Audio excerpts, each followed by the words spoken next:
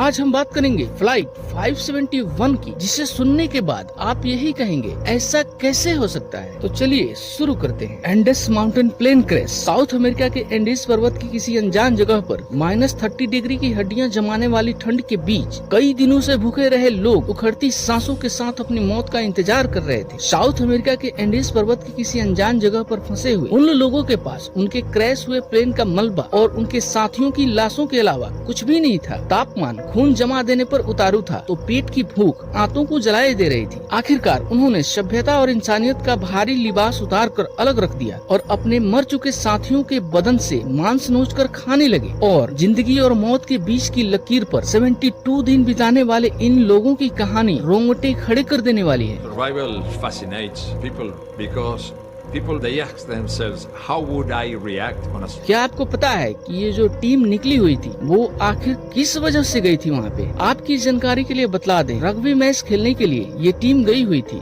बात वर्ष 1972 की है। ओल्ड क्रिश्चियन क्लब के मोंटेविडियो उरुग्वे से अपनी रग्बी टीम को सेंटियागो चिली ले जाने के लिए उरुग्वे एयरफोर्स का एक चार्टर प्लेन बुक किया, जिसका नाम Uruguayan air force flight 571 fair child था। 12 अक्टूबर को ट्विन इंजन वाले फेयर चाइल्ड टर्बोप्रॉप ने कैरास्को अंतर्राष्ट्रीय हवाई अड्डे से उड़ान भरी थी, जिसमें 5 चालक दल के सदस्य और 40 यात्री थे। क्लब के सदस्यों के अलावा दोस्तों, परिवार और अन्य लोगों को भी विमान में जगह दी गई थी ताकि प्लेन बुकिंग की लागत निकाली जा सके। खराब मौसम के चलते उन्हें मंडोजा अर्जेंटीना में रुकना पड़ा। अब नए रूट से चिली पहुंचने के लिए एंडीज पहाड़ी को पार करना था। फेयर चाइल्ड को लगभग 22,500 फीट यानी 6,900 मीटर तक की ऊंचाई तक उड़ान भरने के लिए बनाया गया था। इसलिए पायलट ने प्लानचोंग के पास के दक्षिण में एक कोर्स तैयार किया था, जहां से विमान सुरक्षित रूप से एंडीज पर्वत श्रृंखला को पार कर सके। और आपको बता दूं कि पायलट से बड़ी भारी चूक हुई थी। टेक ऑफ के लगभग 1 घंटे बाद पायलट ने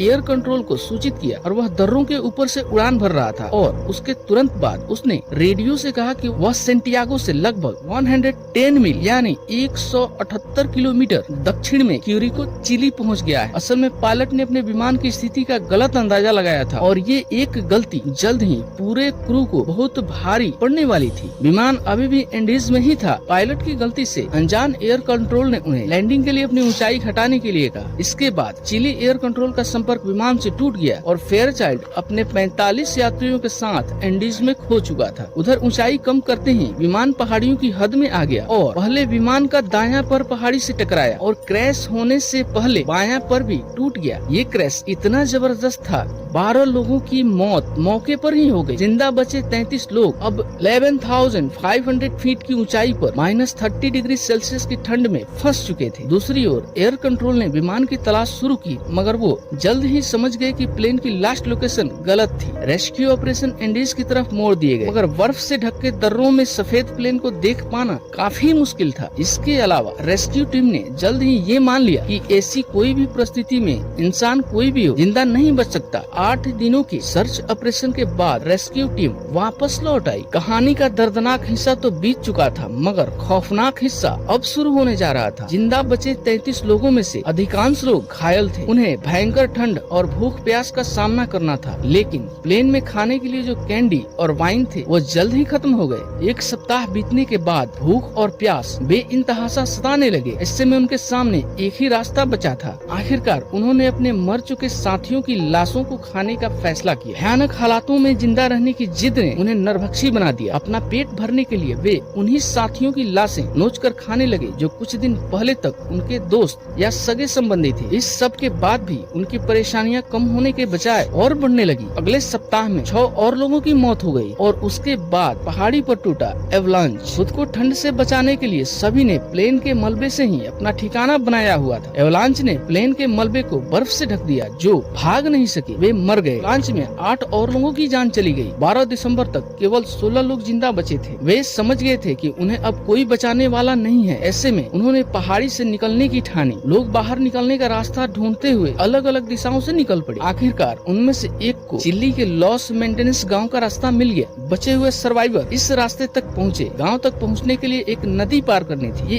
एक बड़ा खतरा था। ये सब के सब नदी में बह सकते थे। ऐसे में उन्होंने नदी के किनारे ही रुककर किसी के आने का इंतजार का फैसला किया। किस्मत ने आखिरकार उनका साथ दिया और अगले दिन नदी के दूसरी ओर से गांव के लोग दिखाई दिए। नदी के शोर के बीच बातचीत करना मुमकिन नहीं था, इसलिए उन्होंने एक कागज पर संदेश लिखकर उसे पत्थर पर समेटा और दूसरी ओर फेंका। गांव के लोगों ने उनकी बात समझी और 22 दिसंबर को 2 रेस्क्यू हेलीकॉप्टर उनकी मदद के लिए पहुंच गए। खराब मौसम के चलते पहले दिन केवल 6 लोगों को ही रेस्क्यू किया जा सका और बाकी 8 लोगों को एक दिन और इंतजार करना पड़ा। 72 दिनों तक जिंदा बचे लोगों की कहानी ने पूरी दुनिया का ध्यान खींच लिया था। आज के लिए बस इतना ही, फिर मिलते हैं नए नेक्स्ट वीडियो में। अभी तक आपने हमारे चैनल को सब्सक्राइब नहीं किया तो जल्दी से जल्दी चैनल को सब्सक्राइब कर दीजिए और बेल आइकन प्रेस कर दीजिए ताकि हर आने वाली अपडेट आप तक पहुंचती रहे।